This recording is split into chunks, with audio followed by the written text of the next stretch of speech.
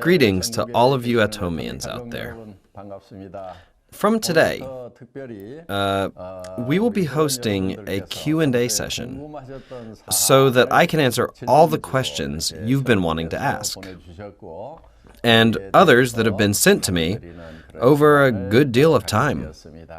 I should be able to answer things that are rather difficult to discuss during the regular seminars. And I expect this hour will be more nitty-gritty.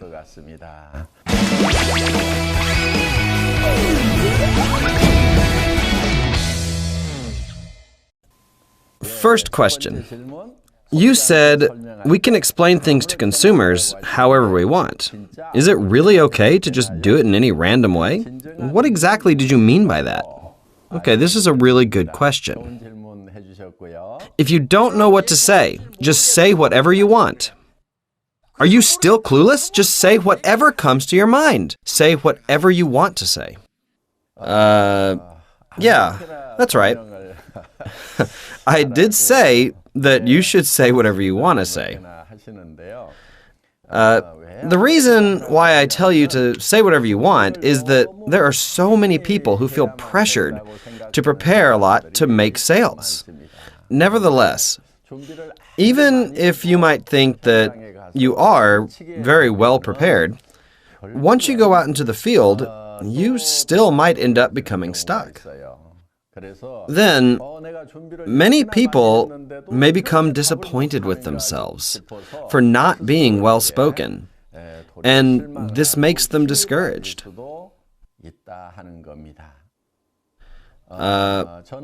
My belief is that establishing your own marketing know-how and sales know-how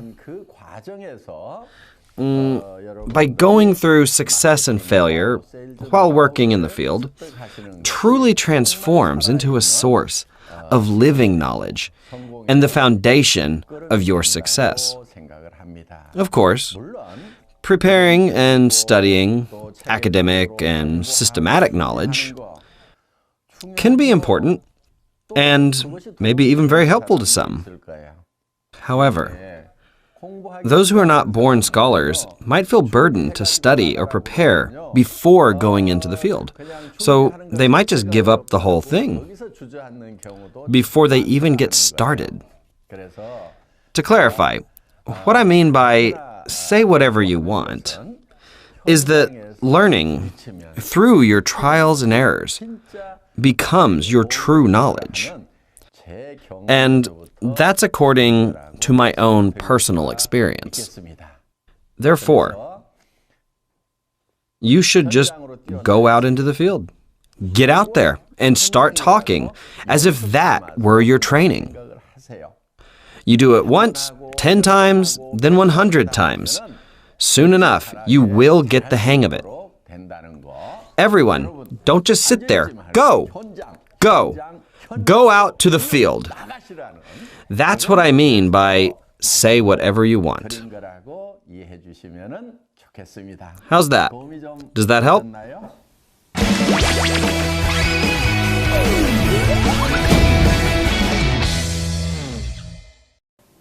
The next question is, what is the difference between ambition and betting? Quite a lot of folks out there are confused between ambition and betting. Since I've been emphasizing avoiding betting through many events, I've noticed that many people have the wrong idea about ambition. They don't hesitate to cut corners, and they do illegal things to obtain a higher mastership. To them, these distasteful actions represent ambition. Ambition and betting are not tolerated in Atomy. I'm going to be a sales master within 3 months. Some people regard this as betting. This vow is the same as betting for them. I firmly believe that having a realistic time frame and a specific goal for your achievement is definitely necessary and very important.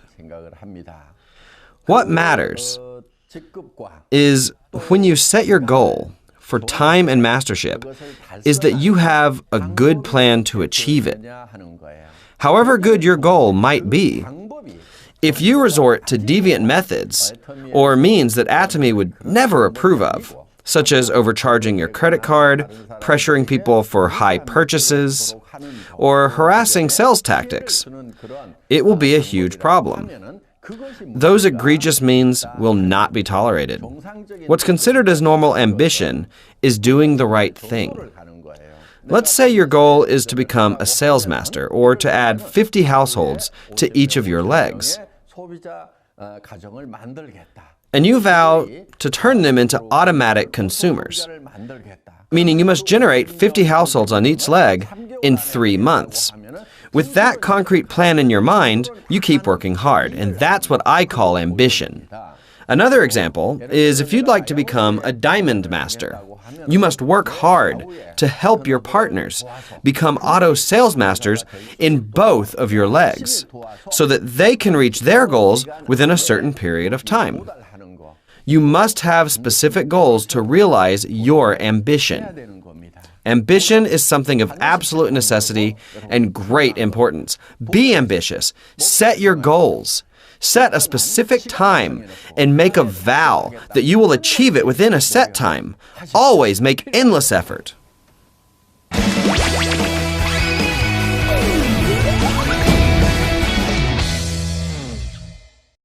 So, what's the next question?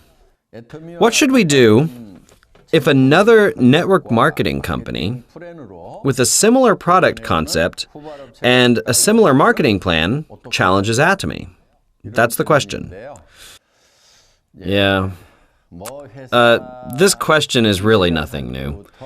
We've been asked about this since the very beginning. Sure, it wouldn't be hard to copy Atomy's marketing plan at all. Why?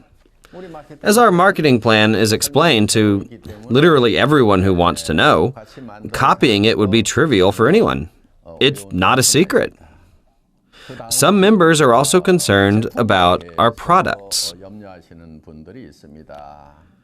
They're worried that other companies might try to mimic our product concept of good quality and low prices. In other words, absolute quality and absolute price. Yeah. Of course, other companies can come up with these same ideas.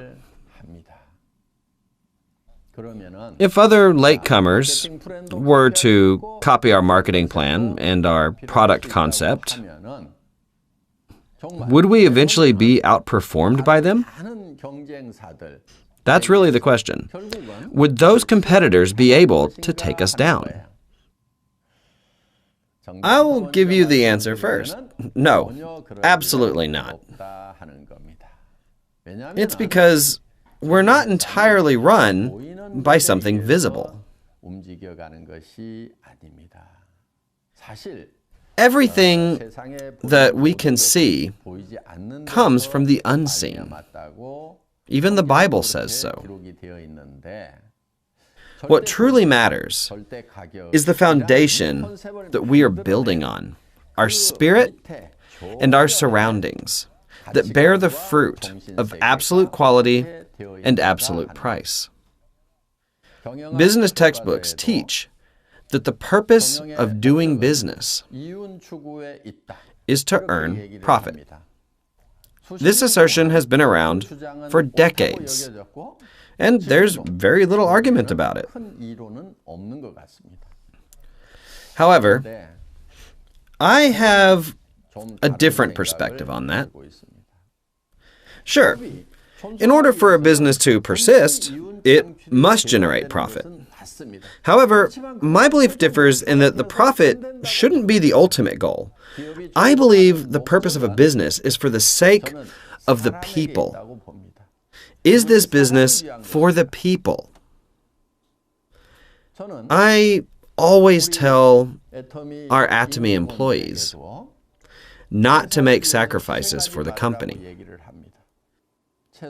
I share my philosophy with my employees that they should make the most out of the company system for the sake of their own happiness. We refuse to fuel the growth of our company by taking advantage of our own members. I foresee that Atomy will become a catalyst for success and a companion for happiness for every single member. I would love to see Atomy become the home ground where every Atomian can live a happy life. In this spirit, Atomy gave birth to our compensation plan and to our mastige strategy.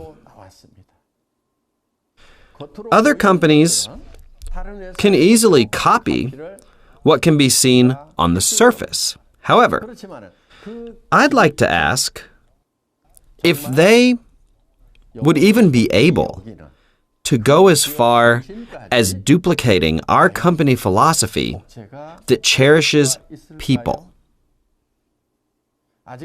As I have yet to see a company with that kind of soul. I feel anxious, but I also feel longing. I truly want to see many businesses go our way. It is my sincerest desire that other businesses duplicate the spiritual aspect of our company. That would be a wonderful thing. That way, members can work comfortably, in total trust of the company. A company that is so good, you'd love to pass it down to your children and grandchildren. Should I have to worry about there being too many companies like that? Far from worrying that we will be duplicated, I'd love to see as many businesses be like Atomy as there can possibly be. Now, can you stop worrying about seeing too many companies like Atomy?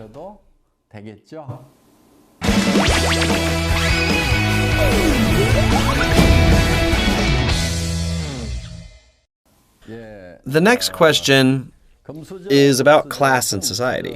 What do I think about silver spoons, plastic spoons, etc.? Oh, how pathetic.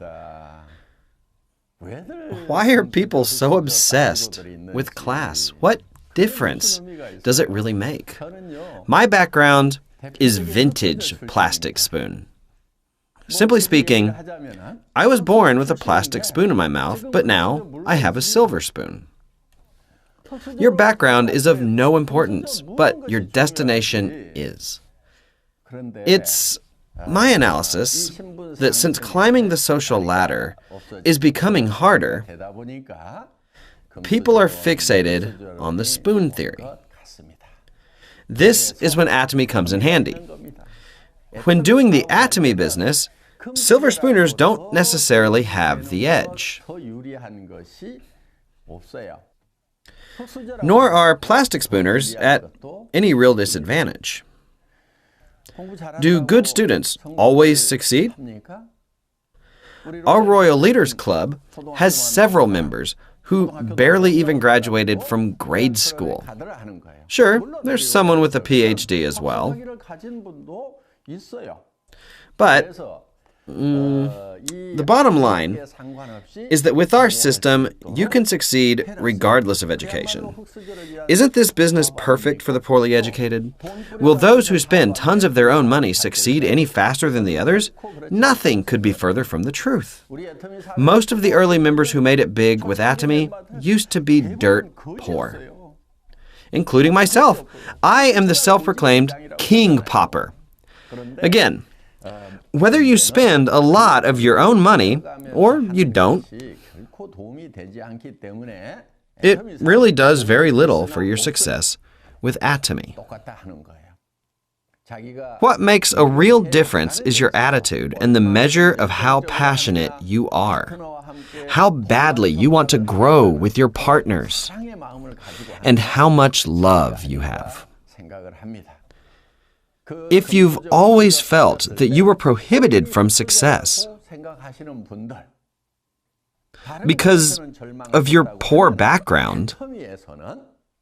And if you've been discouraged elsewhere in your life's efforts, seize the opportunity to be born again with a silver spoon through Atomy. Think of it that way and hold your head up high. Let's be born again, but this time with silver spoons.